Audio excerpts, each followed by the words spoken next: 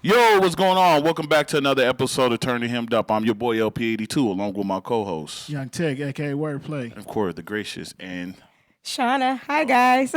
so, thank you guys for tuning in. Welcome back to another episode. We had a little break last week, and we're back for another episode to knock this out.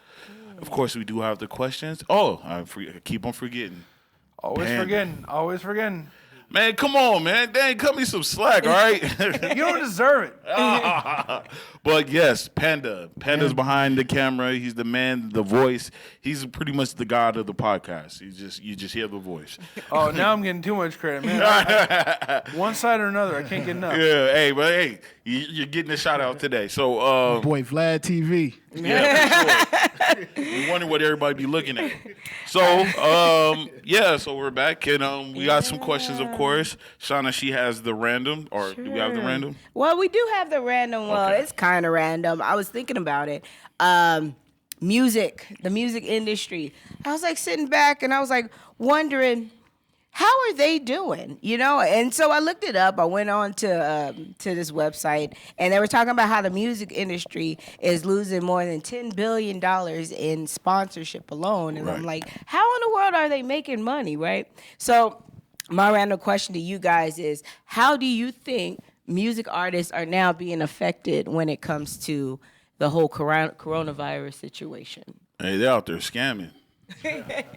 Ain't no show money, man. Ain't no show money, so they doing whatever they got to do right now to get they hustle on. It's hard right now for people. I know. I seen an interview with Blueface. For those that don't know, Blueface is he's a rapper from Los Angeles. He did the Tatiana song, so on and so forth. But he was talking about, they asked him a question like, so, how are you doing during the coronavirus? He said he's lost like millions of dollars due to not performing, cancel shows and stuff like that. So I think they're feeling it. There was this one thing that they're talking about where a lot of rappers are using, the dollars of unsigned artists and using them in a way to promising them like features on certain songs, doing certain songs with them, but not pushing a song or selling the same song to like hundreds of people, and they're pretty much capitalizing off of that. So there's a lot of that type of stuff going on. Some are even moving to OnlyFans. Yeah, OnlyFans, that too. Yeah, no, like they can't get a live concert with people in there, so then they people have their fans and whatnot subscribe and pay for one-on-one, like basically one-on-one videos. Yeah. To expose that, because that's all they got, because their Spotify shares ain't doing much. Yeah. Yeah. Hey, sorry. Features is going low. It's a lot of things going on right now. It's like, people, that usually is pricey on features. They going it for the low right now because they trying to get their bread up. So it's really hard for a lot of people out there, especially during this time. So. Yeah, it's crazy. And just for you guys that don't know what Fans Only is a website. I'm sorry. OnlyFans. I didn't even know. So OnlyFans is where, like, I know a lot of YouTubers that have like another site where you can pay to get access to their life. So some people, they look at, when they think of OnlyFans, they think, oh, you're talking about they're going to do anything that's inappropriate. Some of them are literally just showing baby pictures of themselves when they were younger, or just what they ate that day, So just keep that in mind. Some of them ain't baby pictures. Yeah, no, some of them ain't baby pictures. No, there's one lady, she was talking about she subscribed to Chris Brown's, and she said she paid $50 a month or something like that. Wow. But she was like, they showed a picture of him that he had posted on Instagram. She was like, what? I paid $50 for a picture that you posted on Instagram for free? But there's also other things out there too. Like, before this, Patreon was more of like a YouTube thing, as far as that go. But that's kind of like around the same thing, yeah. So there's a lot of ways they making their money, but it's just not what they used to. So you think that's a little desperate, OnlyFans? I think they got no choice. Yeah, real talk. You got a life. You got a upkeep. What if you had like let's say like your kids, you guys got kids, right? Right. I don't know, like what would you think if your kids, you found out that like a boyfriend that they have or a girlfriend they have turns out to have an OnlyFans and it is not baby pictures? How would you guys handle that? Is that Would that make you most upset as a parent? Of course, I would be mad. Of course, I'd be frustrated. But you can only do so if they're grown. You can only change do so much. You can't force them out of a relationship. But I would voice my opinion. And how I felt about it. But they're gonna choose the life that they want to live. What's worse, them finding out that actually having a bad boyfriend, getting a tattoo or a nose piercing? Tattoos and nose piercing shit. I'll take you to go get that. I'll take you for that. A bad boyfriend, of course. That's that. Especially, there's a lot of men that go through that have daughters. Even sons that be in relationships with people that no matter how much they go through with that individual, whether it's fighting, arguments, whatever, they come tell you, and then you defend them or you try to protect them, and then come to find out the next day they're right back with that person. That's something 12 gauge can't solve. Yeah, but then you're gonna be in prison. Now you got everybody else doing whatever they want to do with your kid. Depends on the circumstance. Sometimes it's worth it.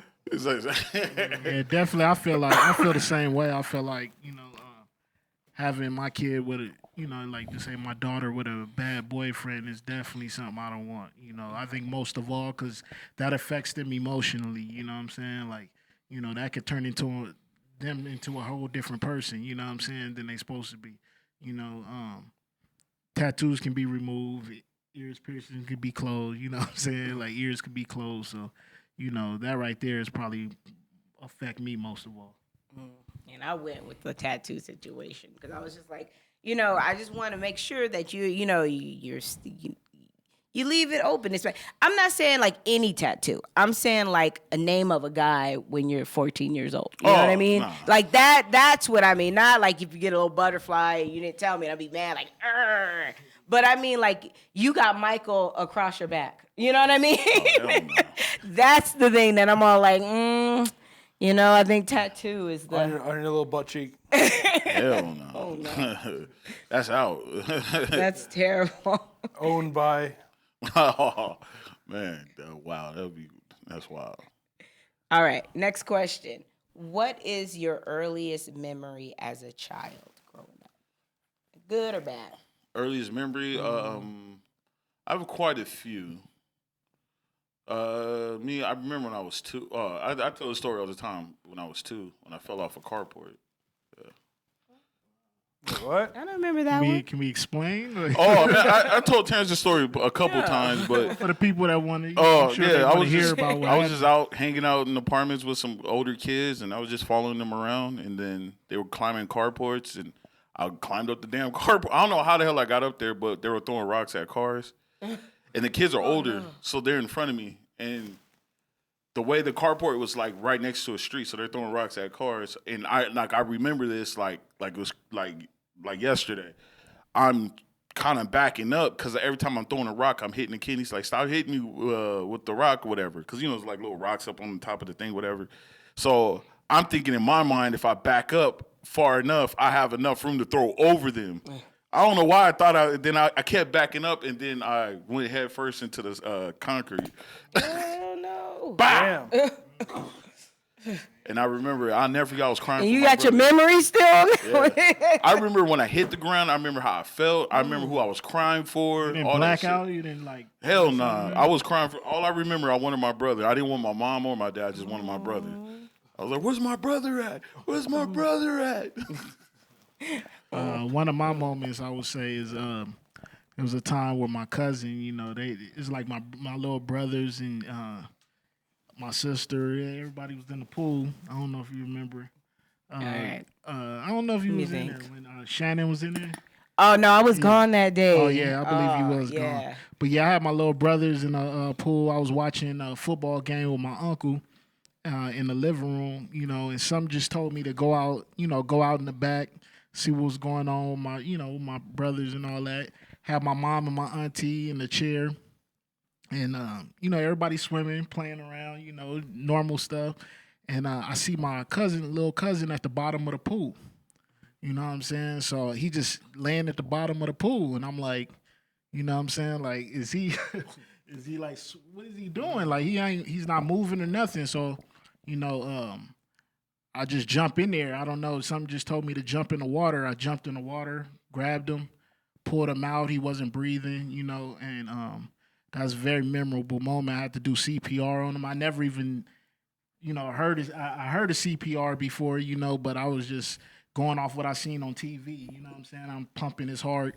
My uncle was helping me. We was blowing into his mouth, and it was a real situation. And he managed to spit up foam. One thing I didn't realize that you can't just sit somebody up when they pass out like that because their legs is jello. So as soon as we sat him up, he fell right back down. So they called the ambulance and that situation. That was a very memorable moment.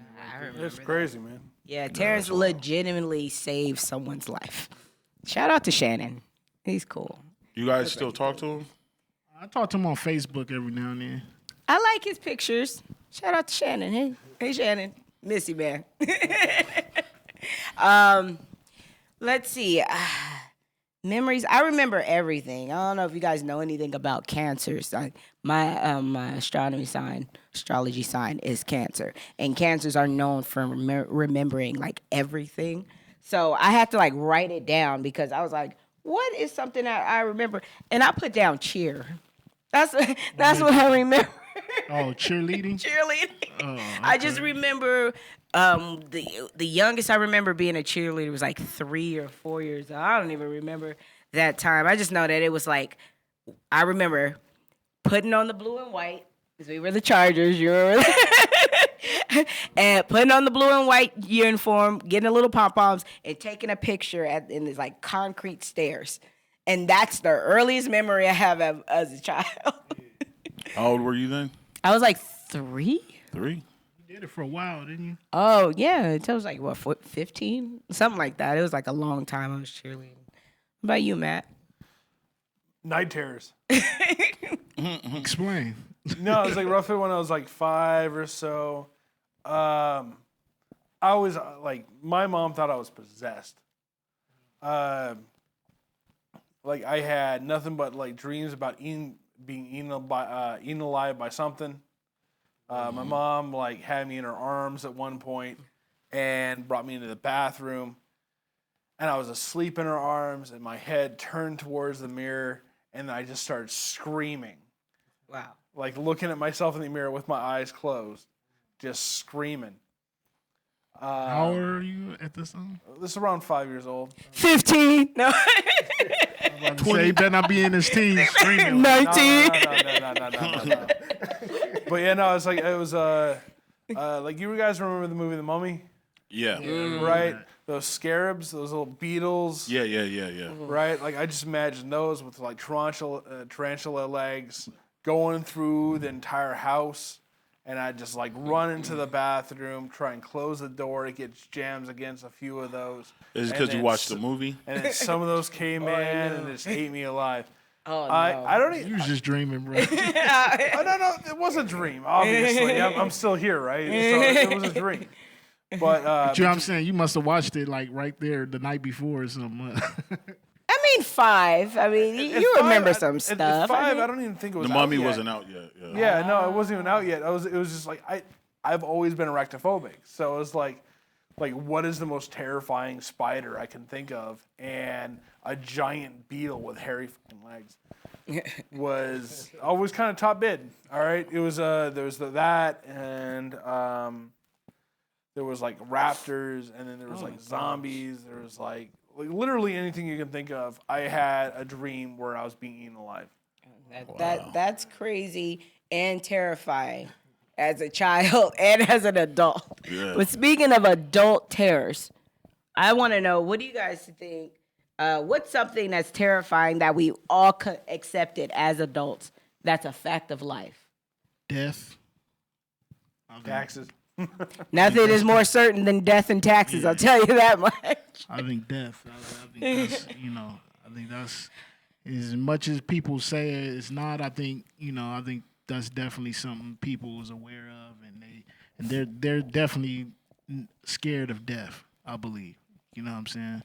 A lot of people, some people may not be, but majority of people are, I believe. Is it the fact that you don't know what's gonna happen? Yeah, that part. So it's more like just the unknown. Yeah, exactly. Not the actual fact of death, but just know if you're going. You know what I'm saying? Or What's gonna happen in the afterlife? You're gonna just be chilling around in the same spot all for the rest of your life. Oh, for reincarnation, like people say. Like, you know what I'm saying? What is really gonna happen? I think we should have a topic on Buddhist? that one day. and come back as a dog or something like that. No, it's a teacup thing. I would say death, of course, but not like Terrence said, not so much of the action of death, just the fact of just not knowing. All the stories you hear about, you're going to go to hell because you don't do this, or you're going to go to heaven, you're going to be questioned for your actions and things you did, all that. Like, or you know what is terrifying is like the part when you die and you feel like you're just floating and like, I don't know, in the movies really fuck you up because it makes, like you say, it makes you think zombies is gonna attack you and like the way death is not like, all right, just die. It's like you got to go through this tunnel of just lights and shit. Like, I don't know, that's just crazy. I haven't had a dream in a long time, bro. That's crazy. I haven't had a dream since I was like younger, man. Like, I had to be like in my teens. Oh, seriously, man? Yeah, I never really had a real dream like that. It's just almost just sleep and then wake up. Wake up, look, new day. I forget most of mine, but it had a midget in it somehow. I did. Wow. Have vivid dreams. They're great.